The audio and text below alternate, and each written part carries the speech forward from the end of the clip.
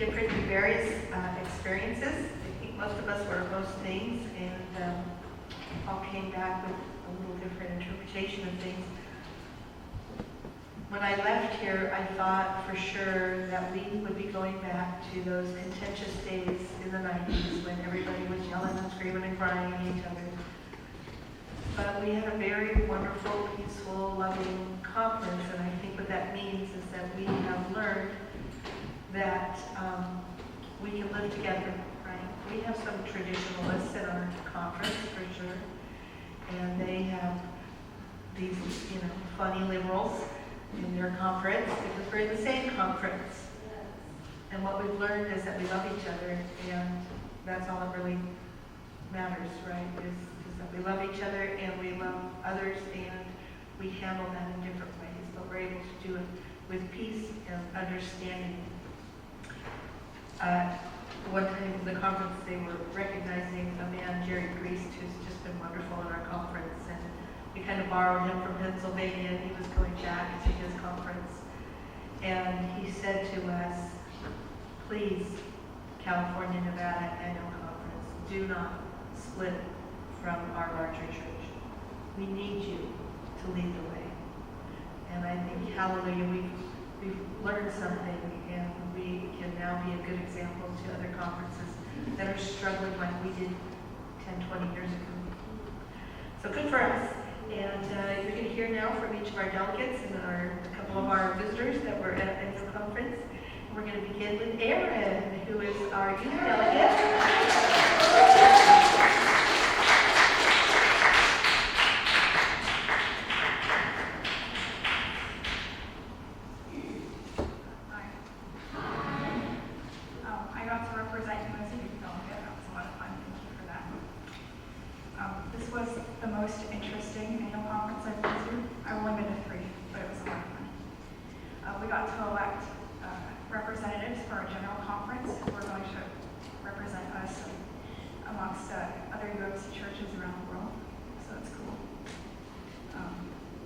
You can tell who took standardized testing because when we filled out our things, it said ballots were needed in the numbers.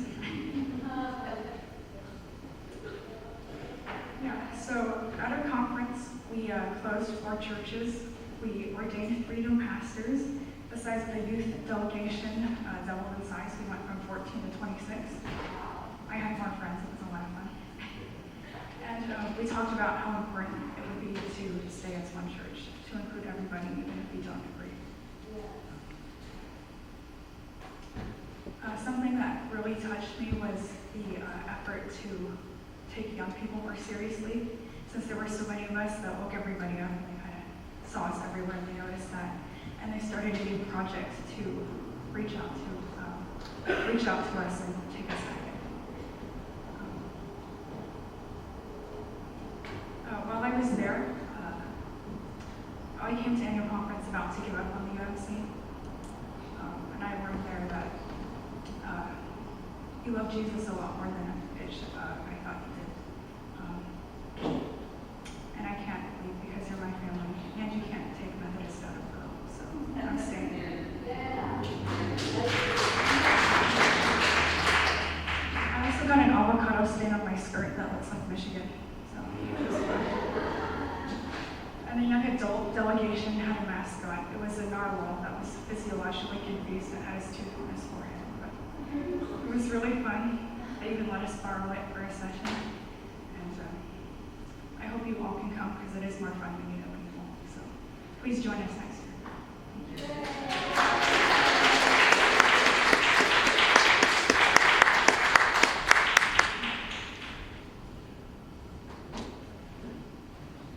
Thank you.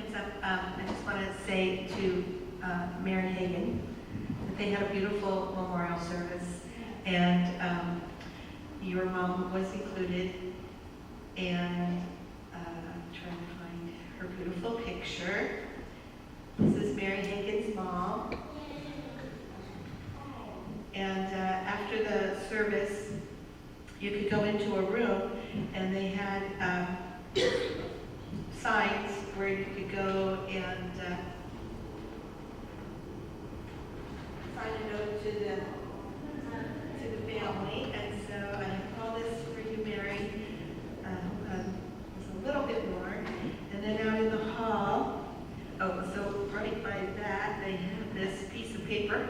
people were signing notes to your mom, to the family. And then they had another display where they had a pocket for your mom, and so there's some more cards for you all.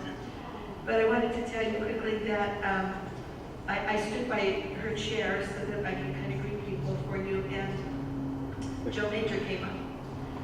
So Joe Major is a pastor who's a good friend of mine, has known the Fulgers since he was a youth.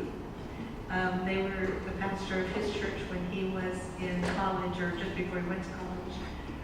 When he came back from college, he again went back to the church. He met his wife there, Julia, and so they just had some fond memories. And he was trying to do your mother's brogue and say how she greeted everybody. It was really nice. So I wanted to give this to you and let you know that your mother and father are greatly loved and respected in our conference.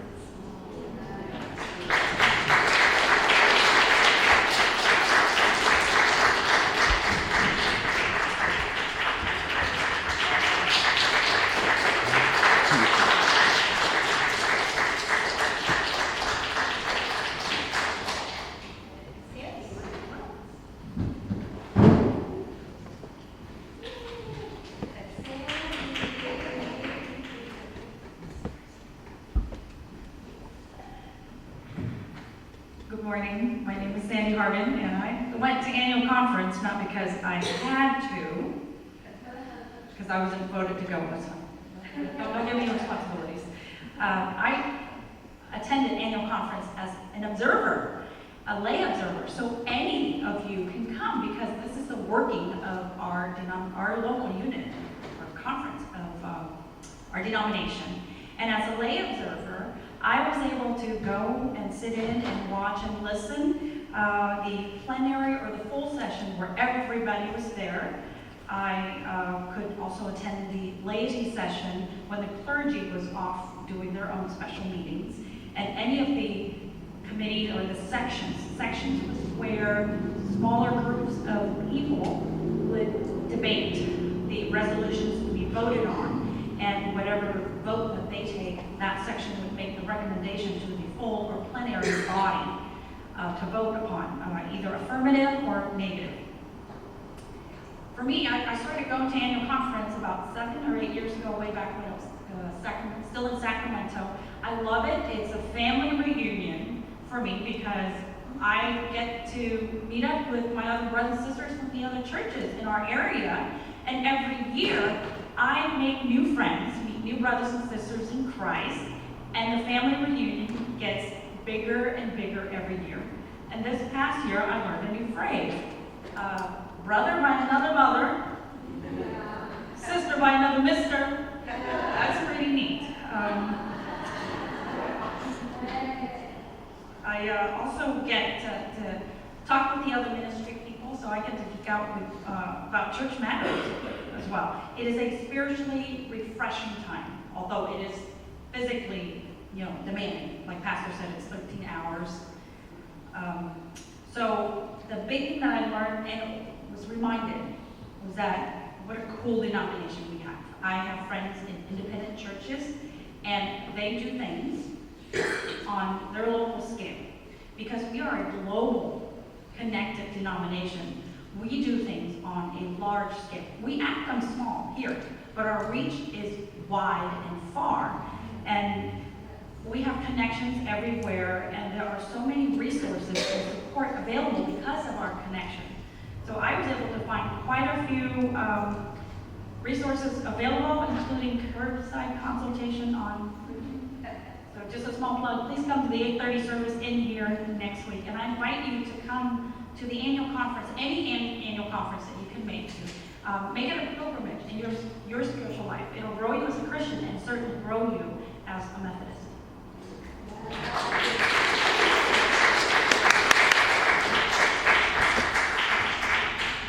The bishop's aware that the annual conference is during the week, and that makes it tough for people to get time off who would like to observe, and also those in extension ministries who are chaplains and teachers aren't able to come often more than for a single day because they can't get time off. So next year, and I don't get how it's going to work, but annual conference is Friday through Monday, so that more people can come on Saturday or Sunday. And be observant. I think it'll be, I'm really happy. I think it's going to be a great experiment, I hope, with a good outcome. Okay, Mary's going to talk to us next.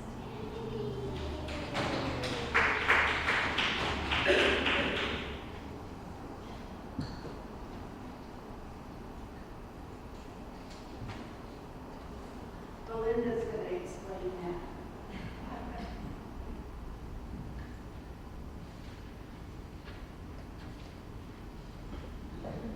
I wanted to thank you for selecting me as a delegate this year. And I learned more than I have in the last 2 years as a delegate versus an observer. I learned how they go through legislation, and when we break out in smaller sections, we get to say, we should say and instead of little things like that.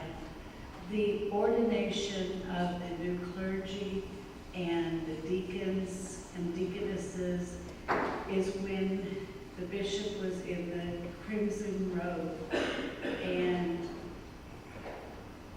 they welcomed them, they prayed over them, we prayed over them, and then the bishop took off her crimson robe, and then she got down on her knees, and that's when you seen her pour the water into the bowl and wash the feet of the people. We got to welcome a missionary from the Philippines who's now going to be teaching in Fairfield and one in South Africa. Okay. Then also they spoke about a missionary who went to Ohio, to Sandusky. It's about an hour from where Tyree was raised and an hour and a half from where I was raised, unless I drive. Then it's real close. He went to the Wyandotte Indians, that's also known as the Huron Indians. I grew up knowing about the Huron, but not the Wyandotte. This gentleman started a missionary building and cemetery for the Indians there, and his name was John Stewart. He was a European and African descent, which back then did mean a great deal. And Sandusky, by the way, is on the water, Lake Erie.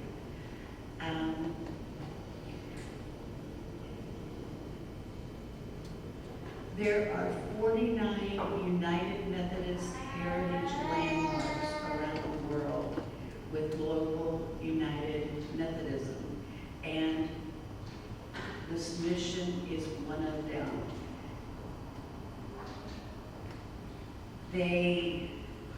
John started back in 1816 ministering to the Indians there, and he started right after the French-Indian War. He died at the age of 37 in 1823 and is buried in the cemetery alongside of the Indians. This year they're going to turn the mission and the property, including the graveyard, back over to the tribe. And we talked about how interesting it would be to go back and watch this celebration. And I was thinking, well, I got cousin Diane, my niece, my nephew, cousin Kathy. I got a whole bunch of family in the neighborhood, so I'm sure I could get us places that would be absolutely free to spend the night. But I wanted to thank you once again for sending me. It was a learning experience.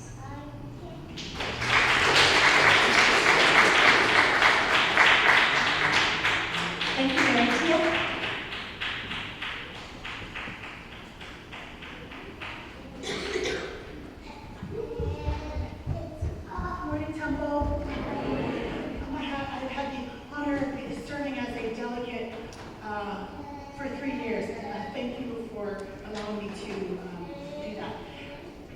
the annual conference is just such a wonderful time because we're one church here, but when you go there, you get to see just exactly how we are connected, globally connected, and it's such a beautiful thing.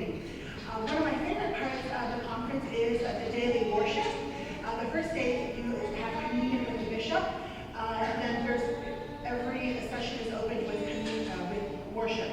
And it's a wonderful thing because I like to stick myself to Pastor Kelley's hip, sit where she sits, which is up in the front. And so we get to dance and sing and worship with about 50 PKs throughout the conference. So that's a wonderful thing. I love the holiness of when the clergy processes in for the ordination evening. I got a full video of that coming in, but it's such a wonderful thing to feel, to know that you are blessed when you're standing next to your pastor. But then when you're in a room full of clergy, it's like you feel even extra blessed. It's just wonderful. I wanted to share the story about Taylor Memorial, which is where Pastor Anthony Jenkins is at, and the Oakland teacher strike. So I saw it on the news, it's just a wonderful story. I wanted to share that they were noticing that the children were coming, but a few days later they were noticing that the children and their parents were coming, and they were staying. And they were asked what that was, and the parents said, "This is the only time I get to sit and eat with my child at a table, to have dinner with their child at a table." And so something that they did to hook up the children was something they had no idea it was something that they hooked up the whole family with. And that's just amazing. Another thing I wanted to share was the Reverend Sifa, a Tongan pastor. He gave a passionate sermon on the last day. He represented Fiji, Tonga, and Samoa in the way concerning LGBTQIA. And he was just so passionate that the boat that we are in with Jesus, that we have the blessing of being in with Jesus, covers all people. Okay, all shapes and sizes, all genders. And for me to hear that, who I am Samoan, to hear that from a Tongan pastor was huge. I thought I was so proud of him and how far the Polynesian people have come. So that was just a wonderful thing. Our theme of the conference was being in the boat with Jesus. There were all kinds of metaphors, and they were just all wonderful metaphors. So I'd like to offer my metaphor. Growing up, I was the youngest of 8 kids. There were a total of 10 of us. So because I was the youngest, all of my siblings were they were having it with me, right? So I got to do things that they never got to do. And so I was protected by my dad. So the second my dad would leave the room or something, I'd be like, oh my God, who's going to protect me? And so when he would take a nap, and they would pick on me, I would go and go in quietly inside his room, sit at the foot of his bed, and do this. And he immediately woke up, okay? He immediately woke up and said, what's wrong? What can I do for you? And so I feel like sometimes the phrase, be still and know that I am with you, is that all we have to do is just give a sniffle, and Jesus will wake up and be with us. In the name of Jesus, thank you.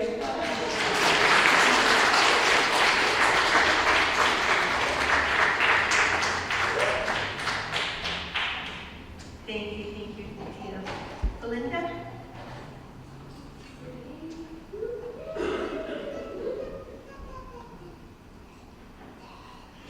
Good morning, saints of God. This was my first year not being a delegate, and it was hard to take because, just like they say, it's a family reunion, and sitting close to the front with other pastors and friends and other lay leadership and being close to the bishop is just so exciting. But my position was a little bit different. I was what they call behind the bar. And it just goes to make sure that the votes are legitimate. Trust me, your United Methodist Church is a very legal system. They do it correctly, and I appreciate that. I just wanted to share with you about our leadership and how important it is and how proud you need to be of it. Our bishop is being led of God. She has chosen some people that are very, very special. One of them is George Dominguez. He's a very slight man with glasses, receding hair, but me and the pastor think he's cute. He is cute, and he's a magnet for people. And he is her director of connectional ministries. And he brings everything together for her. He is her representative all over the map. I'm in at least 3 committees on the California Annual Conference, and I see him at every one of them. And he helps to make things plain, and he communicates well. So he has been here at the church. You probably saw him with the bishop when the bishop made her tour, to discuss the issues about LGBTQI to all of our members. So remember that name, George Dominguez. The other person is Craig Brown. He is the executive director of connectional development and church planting and church expansion. And I'll just give you an example of what his job is. I am a member of the Hispanic Latino ministries, and I am the only English speaker on that committee. Again, God knows why I was chosen, but I'm there. And he came to speak to, we gave a luncheon during the conference, and it was very successful. And he came there to share with them that their ministry has been left behind for many, many years. We don't really have any strong Hispanic ministries, especially in urban areas. And he came to share with them that our bishop is putting them on the map. She's putting Hispanic and Latino ministries up front where they need to be, because if we are going to make disciples of people for the spread of the gospel, we need to have outreach to Hispanic Latinos. They represent at least 15% or more of our population here in San Francisco, but we do not have a Hispanic Latino ministry here. And they are planning special training for them in church planting and church expansion and discipleship in November. They were overwhelmed. They were so excited because there are at least 22 churches in the Central Valley, mainly, that are Hispanic and Latino. So he encouraged them. They have a new mission. They're excited, and there is funding for them to do ministry. It's just nobody was showing them the way. So I'm just letting you know that our conference is a beacon in the world, our little conference, and you are part of that. So as every member that has come up here to share, plan to come to conference in 2020. 2020 is going to be a banner year. First of all, we're going to have presidential elections. We know that.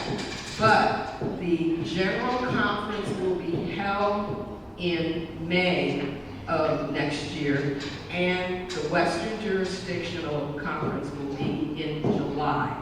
So I will be attending both of those. If any of you would like to join me, please let me know. But again, we are strong in God, and God goes with us. Amen.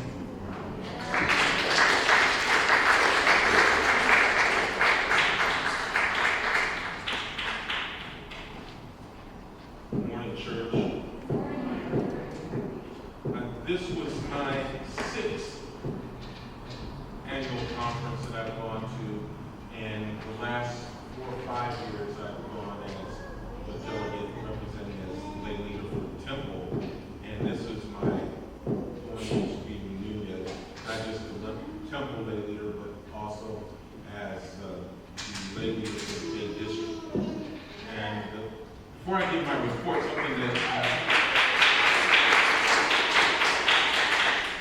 that I was remiss from sharing at the 8:30 service was I received my certificate as a certified lay minister. It was issued back in July, but I was honored with this at the conference.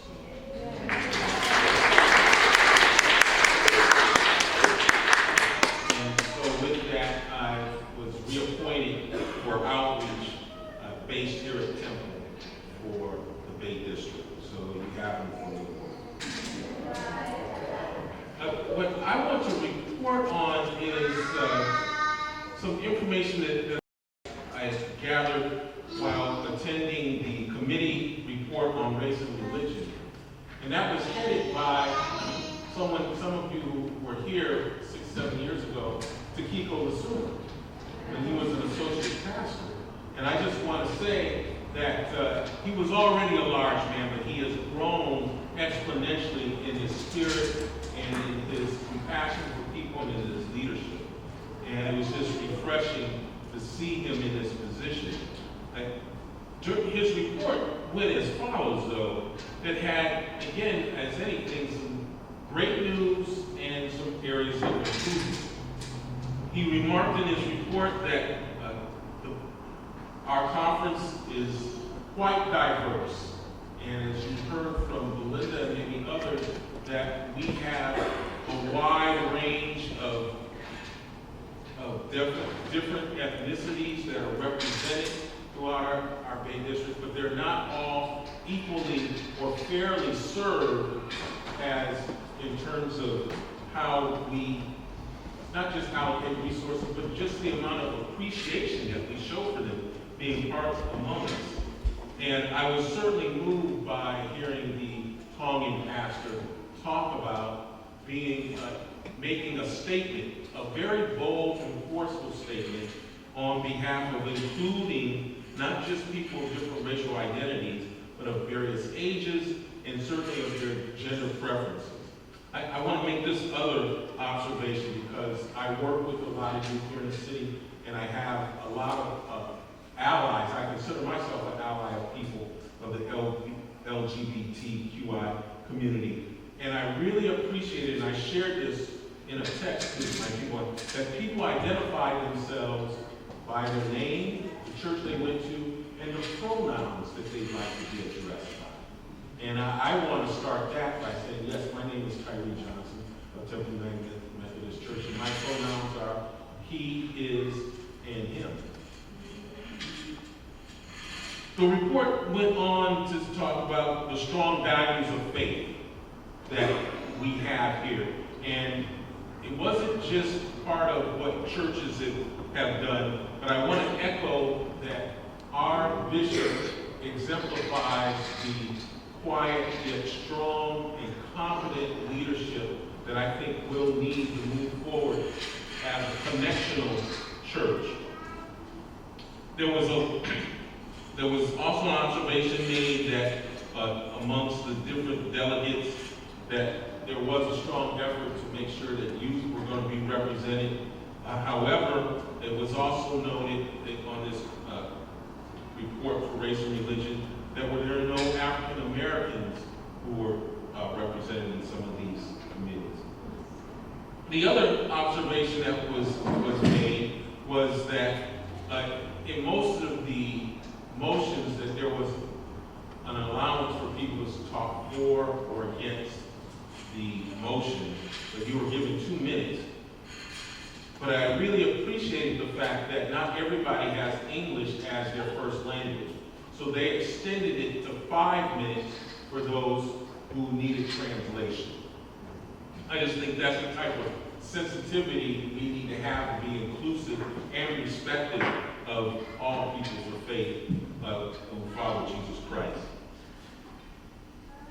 I was participating participating this time, so the more often, let me slow down. As often as I go to this conference, each time I go, and I become less of a spectator and more of a participant. And so this time I was asked to participate in what they call the teller team. And the teller team basically distributes and collects the ballots during the conference. And I was actually recruited easily 6 weeks ago, almost 2 months ago, by the General Secretary, Mark Ward. I was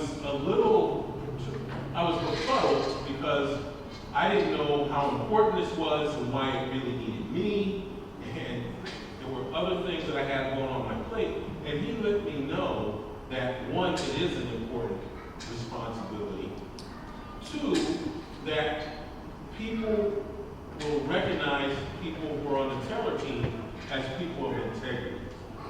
And so that really made me feel encouraged that while I think it's in short supply, the demand is great.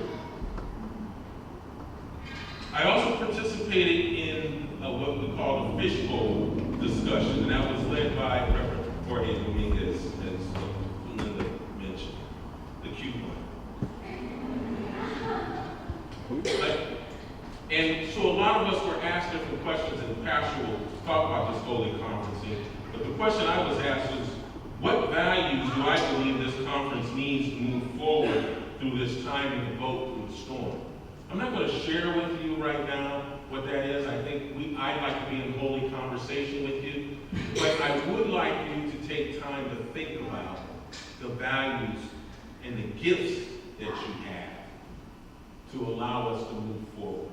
And that those gifts need to be shared and developed here at Temple, but also with people who we need to bring inside Temple and with our greater United Methodist community. The last thing I want to share is that there was a laying of hands of people who are going to be ordained and moving out to other churches.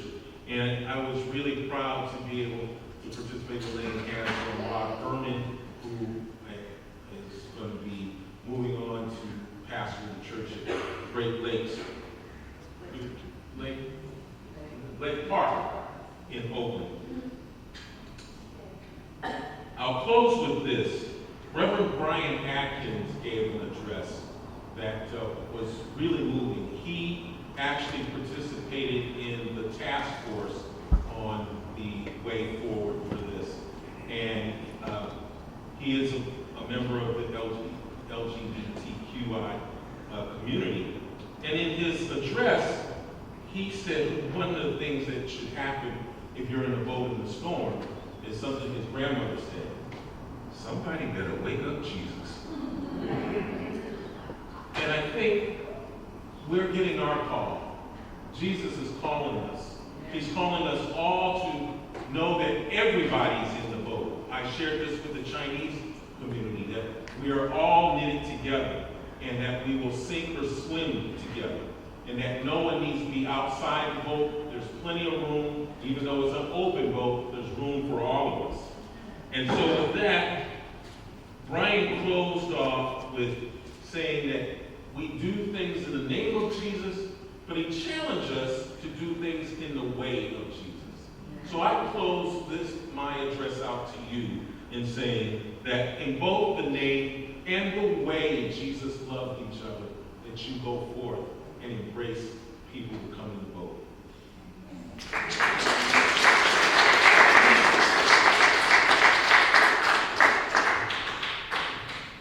Brian gave a very compelling sermon, and he's new in ministry, but he's sure well-spoken, and he told a lot about his journey as being the only gay member of the commission on the way forward. So he was put in a very difficult position, as you can imagine. It would have been nice for him to have a friend or another LGBTQ community person with him, but he went through that experience by himself, and he came out the other side still believing that we all belong and should belong and should stay in the same boat. So